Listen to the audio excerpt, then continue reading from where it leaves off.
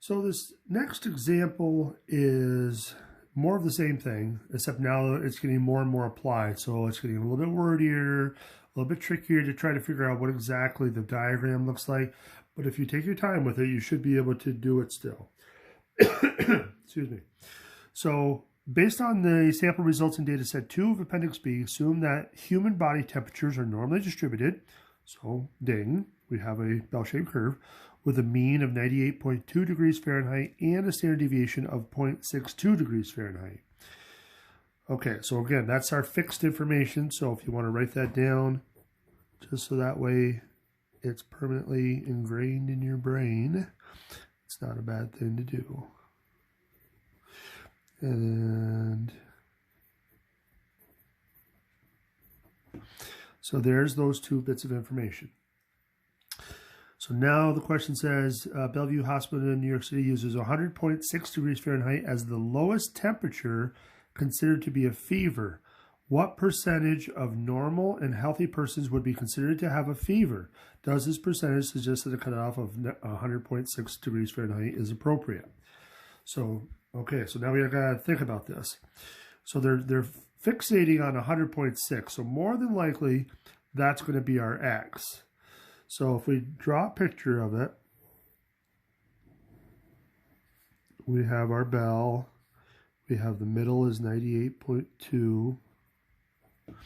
And now we got this 100.6, which is going to have to be over here somewhere. And that's our value of X. So now the question is where are we shading? So what do we want to know? What percentage of normal and healthy persons would be considered to have a fever? So if you have a fever, which side of that line would you be on? That's another way to think of it. If you're on this side, the left side, then more than likely you probably don't. So it's going to have to be everything above that. So this side is what we should be shading. Okay, so now we have our picture. So next we got to transform it. So we got 100.6. So we got to transform it to a z-score.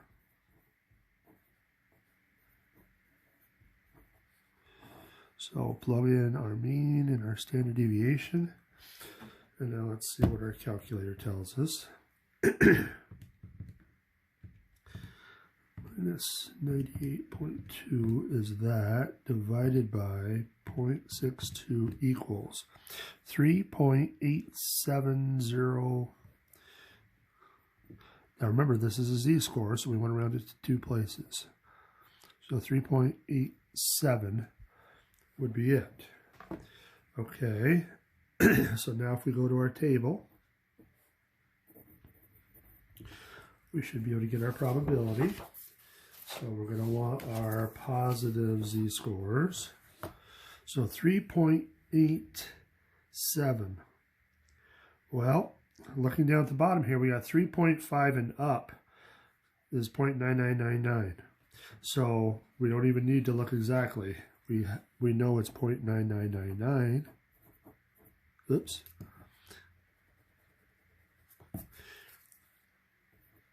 But now, what's our answer? So our answer is not going to be that because that's going to be the left side, so we need to subtract from 1 still. So we're going to get 0.0001. So is that the answer? Hopefully you're saying no.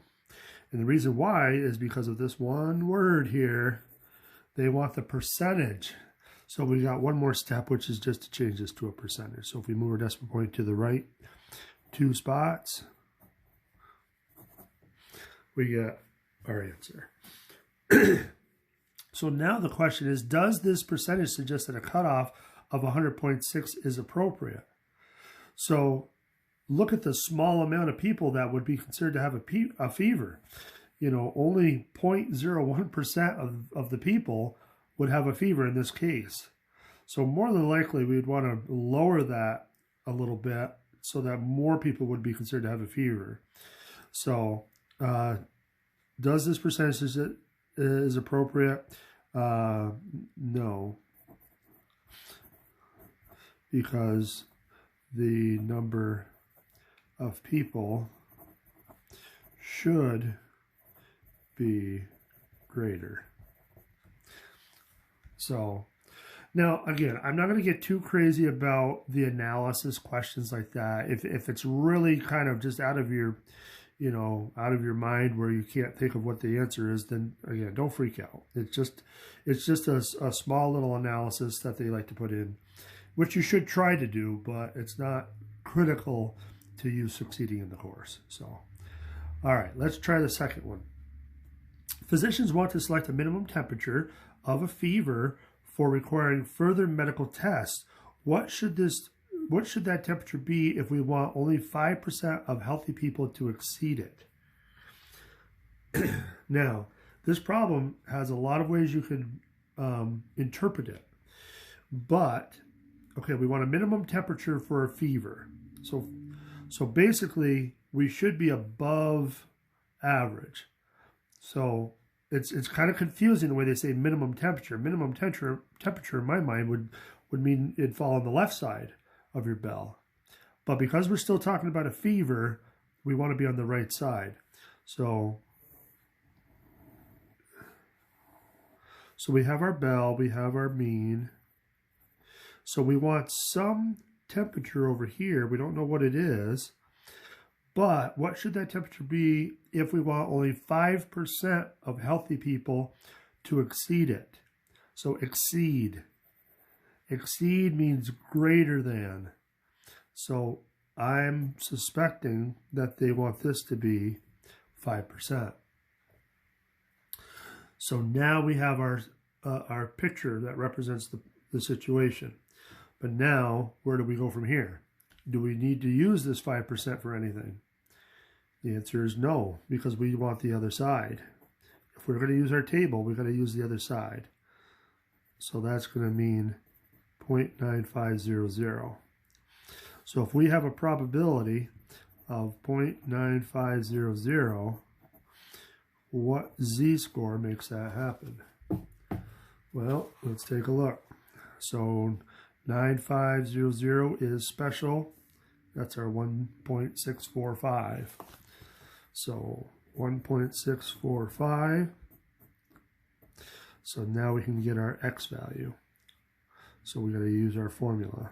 So 98.2 plus our z-score times our standard deviation.